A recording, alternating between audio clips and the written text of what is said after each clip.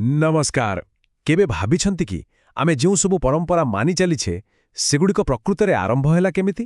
ଆଜି ଆମେ ଏମିତି ଏକ କାହାଣୀ ବିଷୟରେ କଥା ହେବା ଯାହା ଆପଣଙ୍କୁ ଚିନ୍ତା କରିବାକୁ ବାଧ୍ୟ କରିବ। ଏହା ପରମ୍ପରାର ଏକ ଅଜବ ଆଉ ଟିକେ ରହସ୍ୟମୟ ଦିଗକୁ ଦେଖାଇବ। ତେବେ ପ୍ରଶ୍ନ ହେଉଛି, ଏହି ପରମ୍ପରାଗୁଡ଼ିକ ଜନ୍ମ ନିଅନ୍ତି କେମିତି? ଆସନ୍ତୁ ଗୋଟିଏ ବହୁତ ମଜାଦାର କାହାଣୀ ଭିତରକୁ ଯିବା। ଏହି କାହାଣୀ ଦେଖାଇବ ଯେ କେମିତି ଗୋଟେ ସାମାନ୍ୟ ଭୁଲରୁ ଗୋଟିଏ ବଡ଼ ଅନ୍ଧବିଶ୍ୱାସ ବା ପ୍ରଥା ତିଆରି ହୋଇଯାଏ। ଆମ କାହାଣୀ ଆରମ୍ଭ ହେଉଛି ଗୋଟେ ଘରୁ, ଆଉ ଘରଟା ପୂରାପୂରି ଖୁସି ଆଉ କୋଳାହଳରେ ଭର୍ତ୍ତି, କାରଣ ସେଠି ଚାଲିଥିଲା ଗୋଟେ ବଡ଼ ବାହାଘରର ପ୍ରସ୍ତୁତି। ଚାରିଆଡ଼େ ମିଠା ଆଉ ଭଳିକି ଭଳି ଖାଇବାର ବାସ୍ନା, ମାନେ ପୁରା ବାହାଘର ମାହୋଲ। କିନ୍ତୁ ଏଇ ସବୁ ଭିତରେ ଗୋଟେ ଛୋଟ ଜୀବ ବହୁତ ହଇରାଣ କରୁଥିଲା। ସିଏ ଇଆଡ଼େ ସିଆଡ଼େ ଦୌଡ଼ି ଯାହା ପାଉଥିଲା ସବୁ ଚାଖି ଦେଉଥିଲା। ତ ଏଇ ଦୁଷ୍ଟାମିକୁ ରୋକିବା ପାଇଁ ଘରର ମାଲିକାଣୀ ଗୋଟେ ଉପାୟ ବାହାର କଲେ। ସେତେବେଳେ ତ ତାଙ୍କୁ ଲାଗିଲା ଯେ ଏଇଟା ଠିକ୍। ସେ କ'ଣ କଲେ ନା ବିଲେଇଟାକୁ ଗୋଟେ ଟୋକେଇ ତଳେ ବନ୍ଦ କରିଦେଲେ। ବାସ୍, କାମ ସରିଗଲା ଭାବିଲେ। କିନ୍ତୁ ଏଇ ବାହାଘରର ଚହଳପହଳ ଭିତରେ ଗୋଟେ ବଡ଼ ଭୁଲ ହୋଇଗଲା। ଭୁଲଟା କ'ଣ ଥିଲା ଜାଣିଛନ୍ତି? ମାଲିକାଣୀ ବିଲେଇକୁ ଟୋକେ ତଳୁ ବାହାର କରିବାକୁ ପୂରାପୂରି ଭୁଲିଗଲେ, ଆଉ ଏଇ ଗୋଟିଏ ଭୁଲ ଆଗକୁ ଏକ ବହୁତ ବଡ଼ ଭୁଲ ବୁଝାମଣା ସୃଷ୍ଟି କଲା। ତ କିଛି ଦିନ ବିତିଗଲା, ବାହାଘର ସରିଲା, ଆଉ ନୂଆ ବୋହୂ ଘରକୁ ଆସିବାର ସମୟ ହେଲା। ଆଉ ଠିକ୍ ସେତିକିବେଳେ ଦୁଇଟା ଅଲଗା ଅଲଗା ଘଟଣା ଏମିତି ଏକାଠି ହେଲା, ଯାହାର ପରିଣାମଟା ବହୁତ ଆଶ୍ଚର୍ଯ୍ୟଜନକ ଥିଲା। ଏପଟେ ନୂଆ ବୋହୂ ପ୍ରଥମ ଥର ପାଇଁ ନିଜ ଶାଶୁଘରେ ପାଦ ରଖିବାକୁ ଯାଉଛନ୍ତି, ଆଉ ଠିକ୍ ସେଇ ମୁହୂର୍ତ୍ତରେ ମାଲିକାଣୀଙ୍କର ହଠାତ୍ ମନେ ପଡ଼ିଗଲା, ଆରେ ବିଲେଇ। କିନ୍ତୁ ସେତେବେଳକୁ ବହୁତ ଡେରି ହୋଇସାରିଥିଲା। ଲୋକେ ଯାଇ ଦେଖିଲା ବେଳକୁ ବିଲେଇଟା ମରିଯାଇଥିଲା। ସେମାନେ ତୁରନ୍ତ ତାକୁ ଘରୁ ବାହାରକୁ ଫିଙ୍ଗିଦେଲେ। ଆଉ ନୂଆ ବୋହୂ ଘରକୁ ପଶୁ ପଶୁ ତାଙ୍କ ଆଖି ସାମ୍ନାରେ ଏଇ ଅଜବ ଦୃଶ୍ୟ ପଡ଼ିଲା। ସେ ଦେଖିଲେ ଯେ ଘରୁ ଗୋଟେ ମଲା ବିଲେଇକୁ ବାହାରକୁ ଫୋପଡ଼ା ଯାଉଛି। ଆଉ ଏଇଠି ହିଁ ସବୁଠୁ ବଡ଼ ଭୁଲ ବୁଝାମଣାଟା ହେଲା। ଦେଖନ୍ତୁ, ଦସ୍ତୁର ବା ପରମ୍ପରାର ଅର୍ଥ ହେଉଛି ଏକ ଅର୍ଥପୂର୍ଣ୍ଣ ପ୍ରଥା ଯାହା ପିଢ଼ି ପରେ ପିଢ଼ି ଚାଲିଆସେ। କିନ୍ତୁ ଏଠି ନୂଆ ବୋହୂ ଗୋଟେ ସାଧାରଣ ଦୁର୍ଘଟଣାକୁ ଗୋଟେ ବହୁତ ଗୁରୁତ୍ୱପୂର୍ଣ୍ଣ ରୀତିନୀତି ବୋଲି ଭାବିନେଲେ।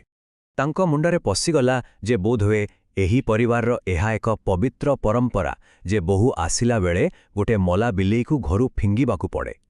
ସେ କେବେ ହେଲେ କାହାକୁ ପଚାରିଲେନି କାହିଁକି। ବସ୍ ଯାହା ଦେଖିଲେ ତାକୁ ହିଁ ସତ ମାନିନେଲେ। ବର୍ଷ ପରେ ବର୍ଷ ବିତିଗଲା। ସେଦିନର ସେଇ ନୂଆ ବୋହୂ ଆଜି ଶାଶୁ ହୋଇଛନ୍ତି, ଆଉ ଏବେ ନିଜ ପୁଅର ବାହାଘର ପାଇଁ ପ୍ରସ୍ତୁତି ଚାଲିଛି। ଆଉ ଏଇଠି ଦେଖନ୍ତୁ କେମିତି କଥାଟା ବଦଳିଗଲା। ପ୍ରଥମ ପିଢ଼ିରେ ଯାହା ଥିଲା ଗୋଟେ ସାଧାରଣ ଭୁଲ, ପରବର୍ତ୍ତୀ ପିଢ଼ିରେ ତାହା ପାଲଟିଗଲା ଗୋଟେ ପରମ୍ପରା। ଏକ ସାଧାରଣ ଦୁର୍ଘଟଣା ଏବେ ଏକ ଭୟଙ୍କର ପ୍ରଥାର ରୂପ ନେଲା। ସେ କ'ଣ କଲେ ଜାଣିଛନ୍ତି? ସେ ଏହାକୁ ନିଜର କର୍ତ୍ତବ୍ୟ ବୋଲି ଭାବିଲେ, ଆଉ ସେଇ ପରମ୍ପରାକୁ ପାଳନ କରିବା ପାଇଁ ଜାଣିଶୁଣି ଗୋଟେ ବିଲେଇକୁ ମାରିଦେଲେ। ଭାବିଲେ ଟିକେ, ଯେଉଁ କାମଟା ଗୋଟେ ଭୁଲ ଯୋଗୁଁ ହୋଇଥିଲା ସେଇ କାମକୁ ଏବେ ଅନ୍ଧଭକ୍ତିରେ ଦୌଡ଼ାଯାଉଛି। ଏହି କାହାଣୀଟା କେବଳ ଗୋଟେ ଗପ ନୁହେଁ, ଏହା ଆମ ସମାଜର ଅନେକ ବାସ୍ତବ ପରମ୍ପରା ପାଇଁ ଗୋଟେ ଆଇନା ଭଳି। ଆମେ ଏମିତି କେତେ ଯେ ରୀତିନୀତି ବା ବିଶ୍ୱାସକୁ ପାଳନ କରୁ, ଯାହା ବିଷୟରେ କେବେ ପ୍ରଶ୍ନ ହିଁ କରୁନୁ। ବାସ୍ ପିଢ଼ି ପରେ ପିଢ଼ି ଚାଲି ଆସିଛି। ଏମିତି ବହୁତ ପରମ୍ପରା ଅଛି ଯାହାକୁ ଆମେ ତାର ଉପଯୋଗିତା ବା ତାହା କେଉଁଠୁ ଆସିଲା ସେ ବିଷୟରେ କିଛି ନ ଭାବି ପାଳନ କରି ଚାଲିଛୁ। ଆଉ ଏହିଠି ପ୍ରଶ୍ନ ଉଠୁଛି ଯେ ଆମେ କ'ଣ ଆମ ସାଂସ୍କୃତିକ ପ୍ରଥାଗୁଡ଼ିକୁ ବିବେକର ସହ ବିଚାର କରିବା ଉଚିତ ନୁହେଁ? ଆଉ ଏହି ବିଷୟରେ ସଚିତ୍ର ବାଲ କଥାରୁ ଗୁରୁଦେବଙ୍କର ଏକ ବହୁତ ଶକ୍ତିଶାଳୀ କଥା ଅଛି। ସେ କହିଛନ୍ତି, ପରମ୍ପରାଗୁଡ଼ିକୁ ବିବେକର କଷଟି ପଥରରେ ପରଖାଯିବା ଉଚିତ। ଯେଉଁଗୁଡ଼ିକ ଅନୁପଯୋଗୀ ସେଗୁଡ଼ିକୁ ତ୍ୟାଗ କରିବା ହିଁ ବୁଦ୍ଧିମତ୍ତା ହୋଇଥାଏ। ଏହା ହିଁ ଏହି କାହାଣୀର ମୂଳ ବାର୍ତ୍ତା। ତେବେ ଏଇ ମଲା ବିଲେଇର କାହାଣୀରୁ ଆମେ ଆଜି ପାଇଁ କ'ଣ ଶିଖିପାରିବା?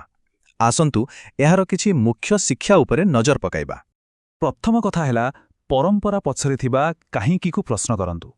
ଦ୍ୱିତୀୟରେ, କେଉଁଟା ଅର୍ଥପୂର୍ଣ୍ଣ ପ୍ରଥା ଆଉ କେଉଁଟା କେବଳ ଗୋଟେ ଖାଲି ରୀତିନୀତି, ତା ଭିତରେ ଫରକ ଜାଣନ୍ତୁ।